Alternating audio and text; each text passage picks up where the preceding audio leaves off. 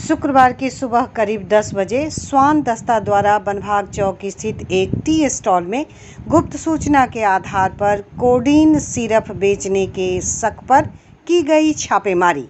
बताया जा रहा है कि पूर्णिया जिले के पुलिस अधीक्षक दयाशंकर ने नशा के खिलाफ एक अभियान के तहत शहर में जहां तहां नशा से संबंधित किसी प्रकार की कोई सामग्री बेची जाती है तो उसकी सूचना मोबाइल नंबर पर देने की बात कही थी।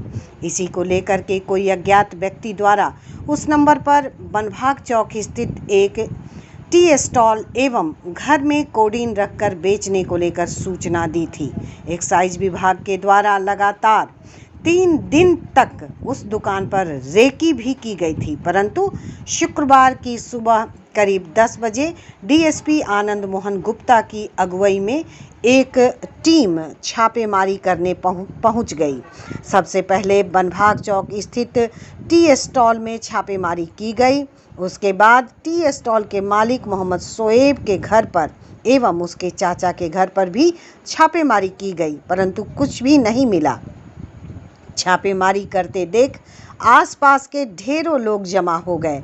जब एक्साइज विभाग के डीएसपी आनंद मोहन गुप्ता से पूछा गया तो उन्होंने बताया कि हम लोगों को गुप्त सूचना मिली थी कि मोहम्मद शोएब द्वारा कोडीन बेचने का कार्य किया जा रहा था। उसी आधार पर आज छापेमारी की गई थी, परंतु कुछ भी नहीं मिला। वहीं मोहम्मद शोएब के भाई मोहम्मद अशफाक ने आरोप लगाया है कि यह छापेमारी राजनीतिक द्वेष के आधार पर की गई है। एक्साइज विभाग के पास न तो कोई महिला पुलिस पदाधिकारी को लिया गया था। उन्होंने कहा है कि बिना साक्ष्य के छापेमारी की गई। इस छापेमारी से हमारे पूरे परिवार की बदनामी हुई है और इस मामले को लेकर मैं न्यायालय जाऊंगा कि कोई भी किसी के घर दुकान आदि में फ़ोन कर कह देगा कि उसके घर में शराब, कोडीन या फिर नशे की अन्य सामग्री है तो क्या पुलिस बिना साक्ष्य के उसके घर में घुस जाएगी। वहीं इस मामले में बनभाग चुनापुर पंचायत के मुखिया प्रतिनिधि मोहम्मद नज़ीर हुसैन ने बताया है कि यह पूरी तरह से गलत है। बिना साक्ष्य के किसी प्रतिष्ठित व्यक्ति के घर में नहीं घुसना चाहिए और न तो इसके पास कोई महिला पुलिस इन लोगों के साथ ही थी। घर में बहू बेटी सब थी। यह अत्यंत दुखद है क्योंकि अभी चुनाव का माहौल है। कोई भी प्रतिद्वंदी किसी भी के भी बारे में सूचना देकर उसके घर पर छापेमारी करा सकती है। इसलिए पुलिस अधीक्षक महोदय से आग्रह है कि किसी के घर पर छापेमारी करने से पहले सारे साक्ष्य जुटाकर छापेमारी की जाए।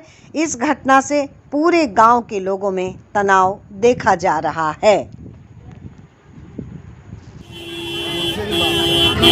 ये तो गलत बात हो गया ना, बगैर सोचे वहाँ इंक्वायरी जो किया हाँ तो नहीं मिला, इंक्वायरी किया, हम कुछ नहीं मिला। लिखित रिजल्ट पहले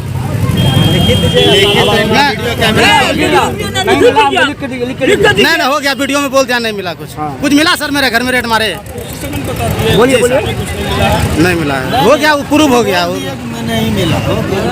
यहाँ रेट हुआ था, क्या कारण था? रेट मेरे यहाँ ये मामला, मेरा एक चौक पे चाय का दुकान है। मेरा भाई एगो चाय दुकान बेचता है।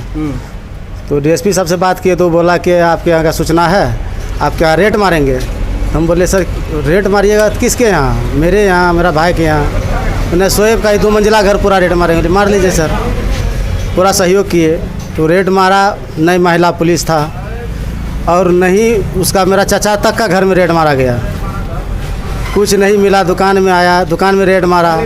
और ये चुनाव का कारण ही है। हम चुनाव में मुखिया का काज करता है और वो विरोधी है मेरा। वो शतरंज चल रहा है। कभी मेरा घर के पीछे भी माल कोडिंग रख के हमको फंसा देगा। तो आपने विरोध नहीं किया कि आपके पास क्या सूचना थी? सूचना अगर थी तो किसने दिया? हमने बोला उसको, थाना प्रभारी को भी बोला ये गोपनीय चीज़ है, ये बता नहीं सकते हैं आपको। तो गोपनीय नहीं चीज़, हमारे यहाँ कुछ नहीं मिला, तो आप उस पर क्या कार्रवाई करेंगे? हम बोला कि हम उस पर करेंगे कि गलत सूचना दिया है।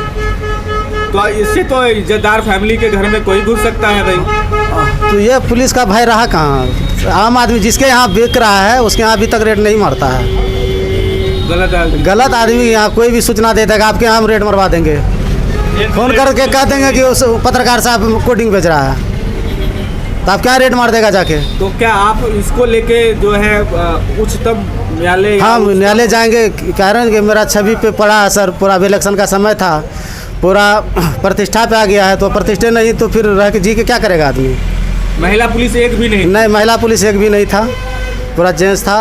पूरा घर में रेट मेरा चाचा, जब मेरा भाई ठीक है, मेरा भाई को लगा कि सूचना भाई का दिया है, मेरा चाचा तक का घर में रेट मारा गया है, मेरा पूरा फैमिली का घर में रेट मारा है, चचेरे चाचा सबका घर में रेट मारा है। क्या परिचय? मेरा नाम मोहम्मद अशफाक आलम हुआ, वार्ड नंबर 2, बनभाग चुनापुर पंचायत। मुखिया जी, क्या मामला था आज जो ये सूचना मिली आपको? कैसे क्या मिले, क्या मामला है? ये तो पहले से रेड मार रहे थे, तो हमको बाद में पता चला। फ़ोन किया गया, पुलिस आए हैं रेड मारने के लिए, तो हम आए, उसमें रेड मार चुके थे, तब हम आए, हम उनसे बात किए कि आपने किस आधार पर इनके यहाँ रेड मारा। हमने सवाल किया कि आप जो रेड मारे इनके यहाँ क्या मिला, तो वो बोले कि कुछ नहीं मिला। हमने आखिर किस आधार पर आपने रेड मारा? बोला हमको सूचना मिला था कि इनके यहाँ। आप तो जनप्रतिनिधि हैं, अगर कोई रेड होता है एज ए मैनुअल कानून के अनुसार तो मुखिया को भी खबर होनी चाहिए। हाँ, खबर हमको नहीं किया गया था, हमको तो बाद में यहाँ से खबर हुआ जो रेड मार चुका था, तो पुलिस यहीं थे, तब जो है हमको कोई सूचना दिया नहीं था। तो हम आए, हम उनसे बात किए, तो वो बोले कि हम बोले किस आधार पर आपने मारा? आपसे कोई लिखित में दिया है या कोई कोर्ट का इसके यहाँ ये करने का सम्मन है, कुछ है ना, या कोर्ट का कोई सम्मन है? तो बोला कि नहीं है। कोई इन्फॉर्मेशन, कोई भी इन्फॉर्मेशन देगा आप रेड मार दीजिएगा? ये कोई ठोस सबूत होना चाहिए, या हमसे बात करना चाहिए कि आपके यहाँ ऐसा ऐसा होता है।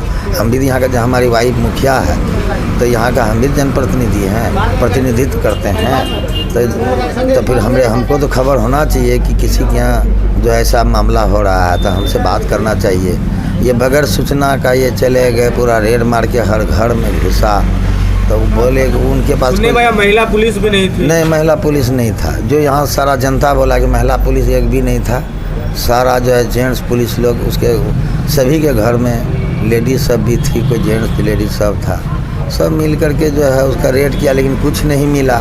एक इज्जतदार आदमी के यहाँ रेड किया जाता है तो उसके सम्मान और छवि पर पड़ता है, समाज में उसका बहुत बुरा असर पड़ता है। वो मेरा कार्यकर्ता है, इसीलिए विरोधी पार्टी जो है उसको रेड मरवाया है, और वो जो है कि ताकि इसके सम्मान पर जो है बुरा असर पड़ेगा, हमको फ़ायदा होगा, इसलिए उन्होंने ऐसा करवाया।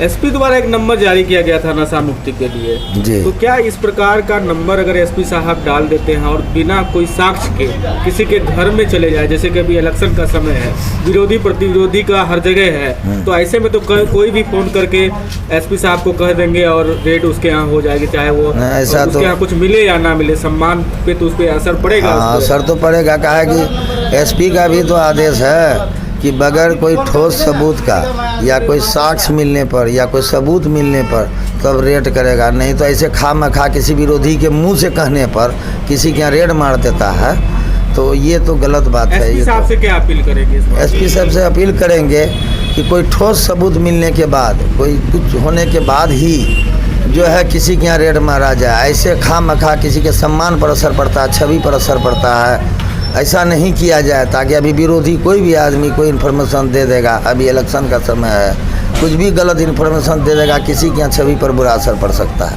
ऐसा मेरा नाम मोहम्मद नजीर हुसैन, मेरी पत्नी फिरोजा खातून, मुखिया ग्राम पंचायत बनभाग चुनापुर। वार्ड नंबर 2 में मेरा घर है, लेकिन बनभाग चुनापुर की मुखिया है हमारी पत्नी फिरोजा खातून। अभी खबर में इतना ही। अपनों के साथ खुद का ख्याल रखिए और परमान टाइम्स यूट्यूब चैनल को लाइक, सब्सक्राइब और शेयर भी कीजिए।